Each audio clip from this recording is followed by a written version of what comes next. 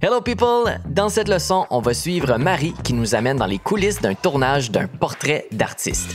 Elle va nous montrer comment elle a tourné et réalisé cette vidéo et aussi quel matériel, réglages et techniques cinématographiques qu'elle a utilisé pour mettre en valeur la démarche artistique de l'artiste. Bon visionnage! Ça y est, on est arrivé à Paris aujourd'hui. On va faire un tournage pour une artiste. Donc le but aujourd'hui de la vidéo, ça va vraiment être de mettre en valeur la démarche artistique de cette artiste-là. Pour cela, je me suis inspirée de beaucoup d'images sur Internet. J'ai créé un mood board. Je lui ai posé des questions. On a tout mis un petit peu au clair. On a validé ça ensemble et puis maintenant, on va essayer de faire ça aujourd'hui. Vous allez voir, on va aller dans différents lieux. On va être devant le domicile. Ensuite, on va aller dehors. On va filmer des plans dans la rue. Dans la ville, on va essayer de chercher un petit peu de nature en espérant aussi qu'on passe entre les gouttes parce que c'est un petit peu nuageux aujourd'hui. Et ensuite, on ira dans son atelier, bien évidemment, pour voir comment elle peint, sa façon de peindre. Ça va? Bienvenue. Merci beaucoup, ça va? Ça va et toi? Ouais. C'était sport? Oui, un petit peu là, mais ça va. Bon, on fera des mises en scène différentes, j'ai trouvé des miroirs. Ah top, super. Hier, ils sont petits, mais on va pouvoir faire peut-être quelque chose. Ouais. On va voir, on va essayer, ça va être... Tu les as là ou à l'atelier? À l'atelier. Ok. Alors là, on va commencer par l'interview. Donc ce que je vais faire, je vais utiliser mon boîtier, donc c'est la FX3. Je vais utiliser l'objectif aussi 24-70 à 2.8. J'ai aussi mon filtre ND dessus. On va voir si on va l'utiliser aujourd'hui, pas sûr vu qu'il n'y a pas énormément de lumière. On a le micro qu'on a déjà posé du coup sur Julia. Je vais utiliser mon trépied aussi. Et je vais aussi fixer mon moniteur pour bien voir l'image, pour l'exposer correctement. J'ai déjà préparé une petite liste de questions et puis après on va essayer de faire en sorte que ce soit un petit peu comme une conversation pour que ça reste le plus naturel possible. Écoute, je pense que je vais me mettre là, comme ça je vois un petit bout du tableau derrière. On va faire l'interview et je vais quand même mettre une caméra au cas où, mais l'idée ça va surtout être de garder le son et après on verra si j'utilise l'image ou pas, mais normalement l'idée que j'ai, c'est vraiment de garder juste le son. Et par-dessus, du coup, je vais mettre les images que je vais filmer, tout ce qu'on va filmer aujourd'hui. Le son, il va vraiment venir donner quelque chose, donner un petit plus aux images qu'on va filmer.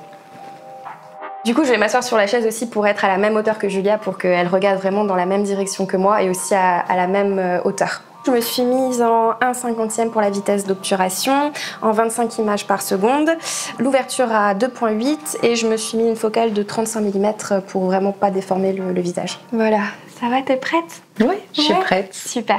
Bah écoute, déjà, est-ce que tu peux te présenter? Oui, bien sûr. Je m'appelle Julia Itedi, je suis artiste peintre. Alors, j'ai pas de formation, on va dire, type école, beaux-arts, etc. En fait, moi, je suis née dans une famille d'artistes. J'aimerais que mes œuvres, en tout cas, procurent des sensations esthétiques fortes et des émotions plutôt positives et agréables. Enfin, mon idéal, tu vois, dans les retours que j'ai, c'est waouh, ça fait du bien, cette œuvre est une respiration dans notre intérieur, cette œuvre... je me pose le matin avec mon café, ça nous fait du bien. Voilà, c'est plutôt des choses de cet ordre-là. Je me lasserai jamais d'avoir le cœur qui palpite et les sens en éveil. C'est parfait. Pour le mot de la fin. Voilà, ça s'était écrit, mais il fallait que je le dise. J'utiliserai cette phrase, très poétique. Super, c'est pas mal. Parfait. Ouais, franchement, tes réponses, c'était nickel. Merci beaucoup. Là, on va filmer plusieurs plans de contexte. Après, je sais pas si je vais les utiliser ou pas. L'idée, c'est de faire le maximum. Et puis après, je vais aussi avoir des idées qui vont venir pendant le montage. Mais voilà, l'idée, c'est d'avoir vraiment des plans de Julia chez elle pour qu'ils soient un petit peu plus intimes, entre guillemets, pour que le spectateur arrive à vraiment s'identifier à elle personnellement. Donc là, je vais me mettre en 50 images secondes au cas où je veux faire du ralenti. Et donc vitesse d'obturation 1/100. Je monte à 12 800 d'ISO parce que j'ai 2 ISO de base sur cette caméra. Et du coup, comme 12 800 c'est quand même assez haut, j'utilise mon filtre ND pour un petit peu diminuer la luminosité. Je vais en faire plusieurs des plans. Je vais me cacher un petit peu derrière pour pas qu'on voit dans le miroir. Voilà, tu fais comme si tu peux regarder ton tableau. Alors ce que tu peux faire, c'est peut-être juste enlever ton chapeau et nouveau le remettre.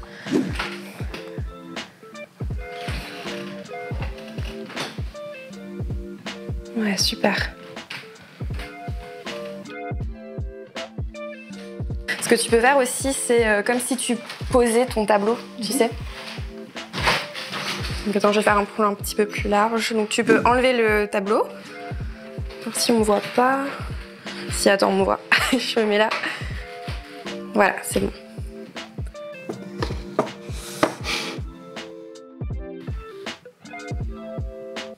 Ouais, super. Et est-ce que tu veux un plan différent où je bois mon café?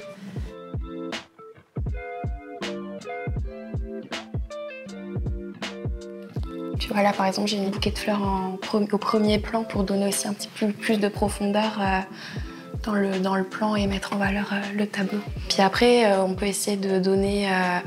On peut essayer de filmer les tableaux à différents points de vue, différentes valeurs de plans, différents angles. Des plans larges, mais aussi des plans un peu plus rapprochés pour vraiment voir les détails de la peinture. Je reste toujours en 50 images par seconde pour pouvoir le ralentir après, pour que le plan soit bien fluide. Qu'en plus, j'utilise pas de stabilisateur, donc c'est vraiment pour que ce soit bien fluide. J'en refais juste un autre où je vais changer aussi le focus, le foyer. Donc là, il est sur les fleurs. On arrive sur le tableau. Ce qui est sympa aussi, c'est de filmer le tableau avec la décoration qui est autour pour mettre vraiment le tableau en contexte et puis voir ce que ça peut apporter dans la pièce comme ambiance.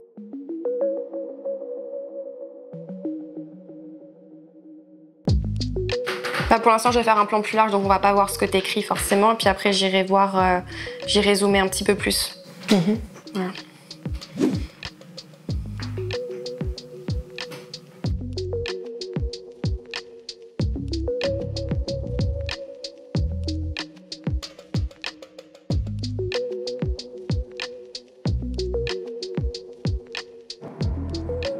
Fais comme si j'étais pas là, tu me vois pas. Je vais à marches. Ok, c'est bon. Ok, go.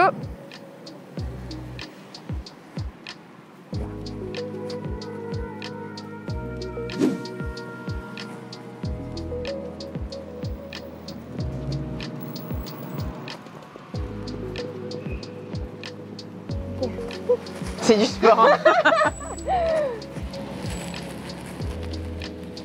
Donc là, ce que j'ai fait, c'est que j'ai sorti mon trépied, j'ai posé ma caméra dessus pour en fait avoir un plan assez stable. Pourquoi? Parce que j'ai baissé ma vitesse d'obturation à peu près 1/4, 1/5 pour qu'en fait il y ait un flou de mouvement au niveau de l'arrière-plan, au niveau des voitures. Donc c'est pour ça qu'on est allé chercher un endroit dans Paris qui est assez passant, avec une route, avec beaucoup de voitures et des passants qui passent, pour qu'il y ait vraiment cet effet de flou, de mouvement derrière. Et j'ai aussi demandé à Julia de se mettre face à la caméra et de ne pas trop bouger, parce que du coup sinon elle allait aussi être floue.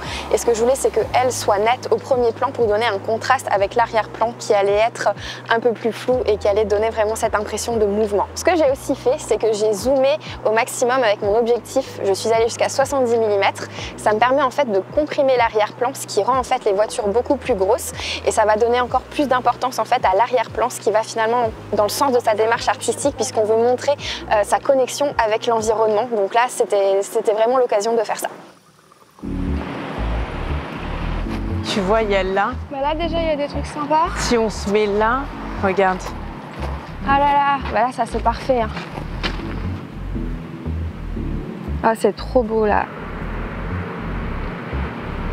Tu peux juste refaire le geste s'il te plaît.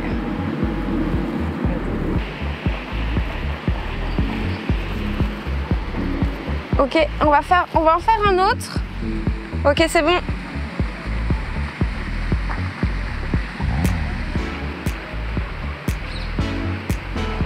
Magnifique. Super. T'es contente? Ouais, je suis contente. C'est des beaux plans. Même s'il n'y a pas de soleil, c'est très joli quand même. On essaye de faire un truc un peu poétique. Je sais pas ce que ça va donner.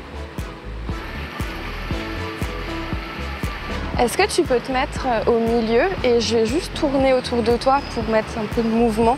Oui.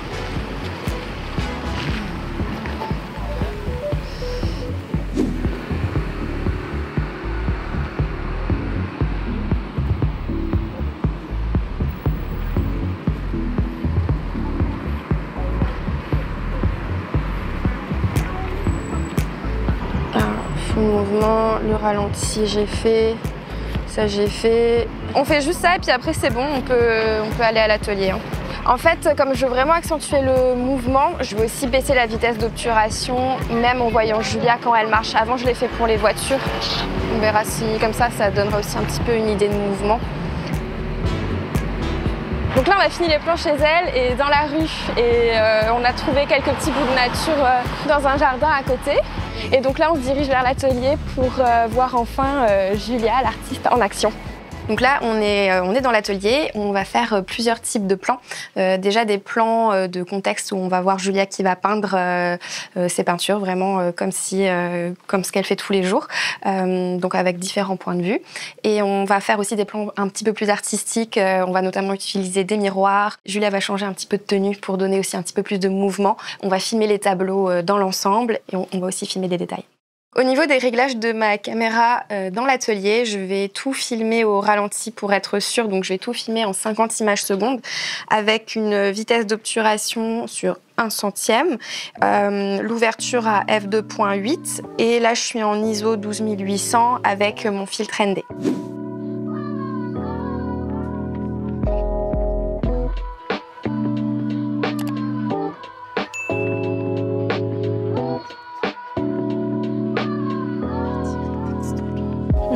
En plus, il y a ton reflet dans la peinture. C'est vrai? Ouais, ouais. Là, je suis vraiment... Ah oui. Oh. Trop cool.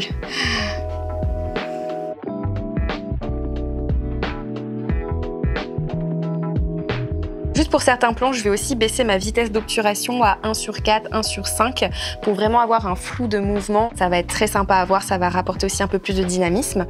Comme du coup je vais baisser ma vitesse d'obturation, ça va bien sûr amener beaucoup plus de luminosité et donc je vais devoir adapter mon exposition en conséquence. Donc je vais baisser mes ISO à 800 et je vais aussi adapter mon filtre ND en fermant un petit peu plus pour vraiment adapter l'exposition. Je vais ressortir peut-être les photos qu'il y avait juste pour s'inspirer. Ouais, ouais. Voilà. Tu vois comme cette photo-là en fait. Ah, yeah. Tu vois? Bah ici. Alors là, on va essayer de placer Julia avec devant son grand tableau, mettre un miroir, elle va porter le miroir et on va mettre un autre tableau devant. On va voir ce que ça donne. À la verticale? Ouais, je pense pour que ça change. Coucou, on me voit. Tourne un tout petit peu vers moi. Ouais, stop. Ce que j'aime bien aussi, c'est vraiment varier les angles de vue. Je trouve que ça apporte vraiment une touche supplémentaire parce que du coup, ça fait vraiment des plans qui sont plus artistiques. Et puis, comme en plus on filme une artiste, ben, ça prend vraiment tout son sens. Donc, c'est intéressant, je trouve. J'aime bien notamment la contre-plongée. Ça permet vraiment de voir, là par exemple, j'ai en premier plan les pinceaux et puis j'arrive vraiment à bien voir les tableaux qui sont derrière. Ou alors quand elle va peindre aussi, avoir le visage qui est au-dessus. Je trouve que c'est vraiment sympa. Ne pas hésiter aussi à faire des plans qui sont vraiment sur le dessus. Pour, par exemple, quand on filme des plans qui sont notamment par terre, on peut filmer vraiment la caméra avec la caméra comme ça. Et puis ça permet aussi d'avoir des jolis plans. Donc là, je vais juste changer d'objectif. Je vais mettre un grand angle pour faire un plan où Julia va être au milieu de la pièce et comme ça, on va pouvoir la voir bien au milieu de tous ces tableaux. Et comme ça, je vais pouvoir vraiment me déplacer autour d'elle et ça va faire un plan assez sympa, assez global. Tu peux y aller, Julia. Mais j'ai envie de tourner aussi, moi. Donc... Viens avec moi. Vas-y, allez. 1, 2, 3.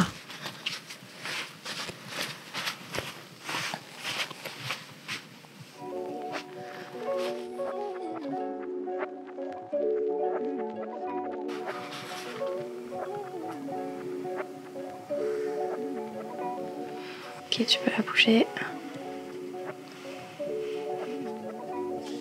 Tu peux faire la même chose.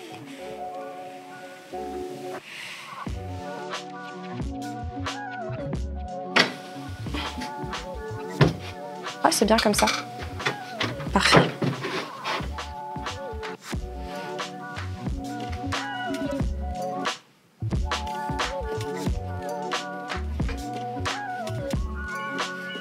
On va mettre le foyer sur les tableaux pour vraiment les mettre en avant et puis avec Julia qui est en flou au premier plan.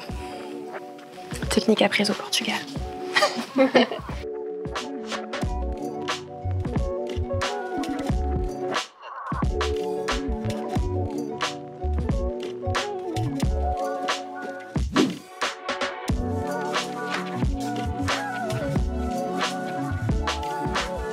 Et voilà, c'est ce qui conclut cette journée de tournage de portrait d'artiste. Donc c'était vraiment une super journée.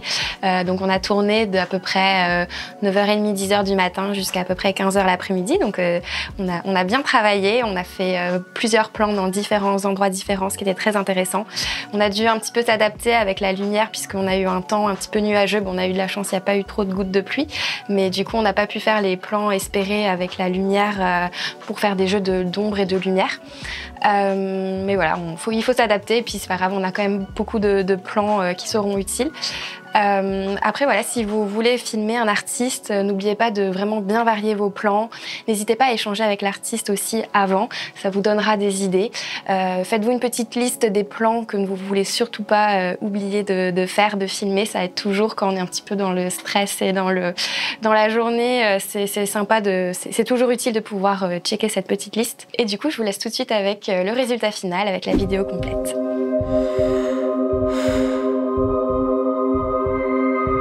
C'est un élan vital qui me fait vibrer.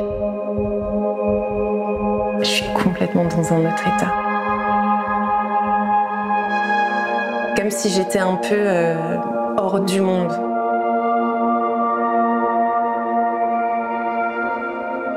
Je suis vraiment dans un état de flow. Je vois pas le temps passer. Je perçois pas que tout a changé autour de moi, qu'il y a énormément de mouvements. Ça te réaligne, ça te recalibre, ça te réénergise. Ça te change. Peindre, ça me fait vibrer.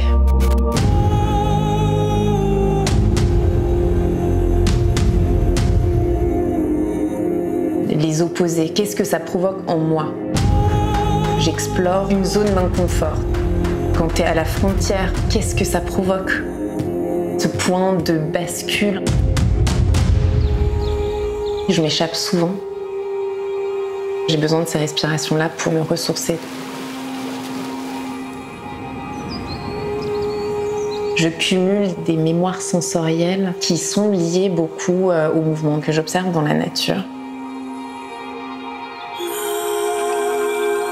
Ça me fascine d'observer des variations à différentes échelles.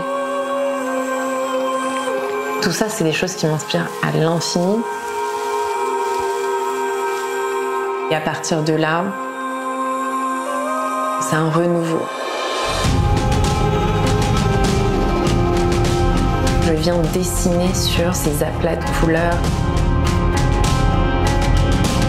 qui s'infusent dans la toile. Viennent dialoguer avec ces traits.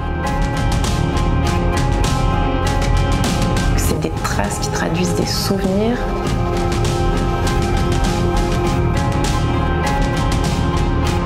C'est des marques du passé. Des sensations très fortes que j'ai éprouvées en tant que maman, en tant que femme, en tant qu'artiste et en tant qu'être humain.